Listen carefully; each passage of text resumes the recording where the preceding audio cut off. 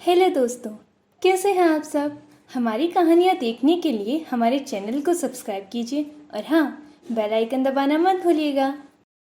हरीश अपनी झोपड़ी से निकला और बाहर आंगन में रखे बड़े मटके से पानी निकालकर हाथ मुंह धोने लगा।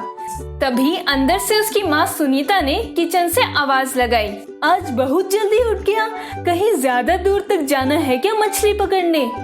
माँ, आजकल तालाब में मछलियाँ काफी कम हो गई है, तो काका कह रहे थे कि अब काफी दूर जाकर जाल डालना पड़ेगा। आजकल काका का भी मन नहीं लगता इस काम में। हाँ, अब तो काका की ही बात और सलाह से चलना पड़ेगा।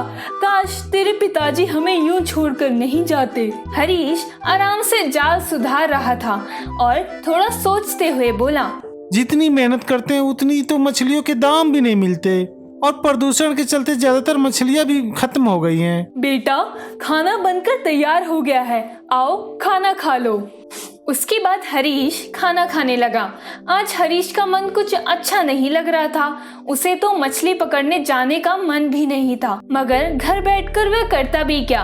पिताजी के डर से उसने 8वीं कक्षा तक ही पढ़ाई की थी, बड़ी मुश्किल से। इस आधार पर उसे गांव में कोई नौकरी भी नहीं मिल रही थी, इसलिए उसे बेमन से मछली पकड़ने जाना पड़ता था। पड़ोस के काका कंधे पर जाल डालकर तालाब की तरफ निकलने लगे। उन्होंने हरीश को आवाज लगाई, बेटा हरीश, चलो मछली पकड़ने। चलिए काका। तालाब पर सारे मछुआरे अपनी नाव तैयार कर रहे थे। तभी एक सवारी नाव वहां आकर लग गई।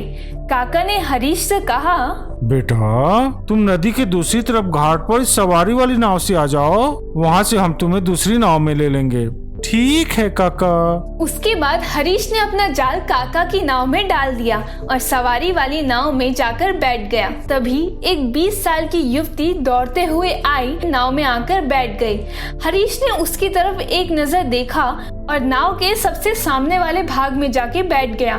जब नाव नदी के बीच में पहुंची तो नाव में कुछ हलचल होने लगी। तो नाविक ने कहा, सभी लोग अच्छे से बैठ जाइए, शायद बड़ा पत्थर या मगरमच्छ आ गया होगा। तभी अचानक नाव का संतुलन बहुत बिगड़ गया और नाव एक तरफ झुक गई। नाव में ज्यादा सवारी होने के कारण 2 लोग नदी में गिर गए। यह देखते ही हरीश ने तेजी से नदी में छलांग लगा दी और दोनों लोग की जान बचा ली। उसकी इस हिम्मत की सभी ने बहुत तारीफ की। हरीश ने नाविक को बहुत डांटा और समझाया कि तुम किस टाइप के नाविक हो? तुम्हें थोड़ा सा भी डर नहीं लग रहा? कल से कम सवारी बैठाया करो, जिससे कि दुर्घटना ना हो सके।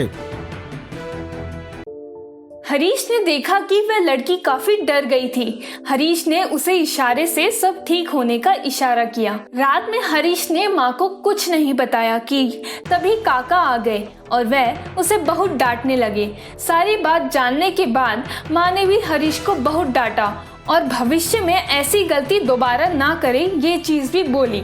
अगले दिन से रोज हरीश अब उस सवारी नाव में उस पार तक जाने लगा। धीरे धीरे हरीश की उस लड़की जिसका नाम परिधि था, उससे बातचीत शुरू हो गई। परिधि भी हरीश के आसपास बैठकर खुद को सुरक्षित महसूस करती। एक दिन काका की तबीयत ठीक नहीं थी तो हरीश अकेले ही मछली पकड़ने गया। घर से निकलते वक्त उसने परिधि से ढेर सारी बातें करने का विचार बना लिया था। नाव में बैठते ही हरीश ने परिधि से पूछा, तुम्हारा घर कहाँ है और तुम क्या काम करती हो? देखो, नदी के उस पार सरकारी स्कूल है, मैं उसमें पढ़ाती हूँ। तुम कोई मछली पकड़ने के अलावा दूसरा काम क्यों नहीं कर लेते?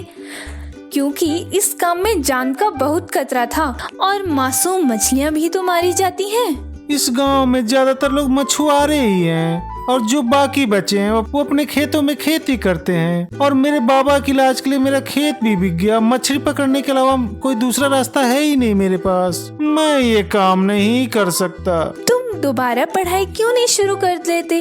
मैं अपनी स्कूल में मैडम से तुम्हारी पढ़ाई की बात करती हूँ और 10वीं के आधार पर तुम्हें भी मेरी तरह सरकारी स्कूल में पियोन की नौकरी मिल जाएगी। उस पूरे दिन हरीश का मन मछली पकड़ने में नहीं लगा और वह जल्दी घर आ गया। माँ ने जब काफी जोर देकर पूछा तो हरीश ने सारी बात बता दी।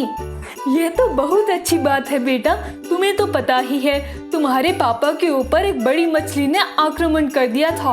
उसके बाद उनको बचाया नहीं जा सका। तुम पढ़ाई कर लो और नौकरी कर लेना। कुछ दिन हरीश मछली पकड़ने नहीं गया। उसे इस उम्र में दोबारा पढ़ाई करने में मन बहुत घबरा रहा था। हरीश एक हफ्ते बाद परिधि से मिला और पढ़ाई करने के लिए राजी हो गया। हरीश गांव में रात में लगने वाली कक्षाओं को अटेंड करने लगा। साथ ही परिधि भी उसकी पढ़ाई में बहुत मदद करती थी। एक साल बाद उसने प्राइवेट 10वीं की परीक्षा ठीक ठाक नंबरों से पास कर ली। उसका परीक्षा परिणाम देखकर माँ बहुत खुश हुई और ऐसे ही आगे बढ़ते रहने को कहा। परिधि ने हरीश को पियून की रिक्त जगह के लिए कई फॉर्म भरवाए। साथ ही उसकी तैयारी भी करवाने लगी। काका और माँ हरीश की मेहनत देखकर बहुत खुश थे। एक साल बाद परिधि और हरीश के परिवार की उपस्थिति में दोनों की शादी करा दी गई।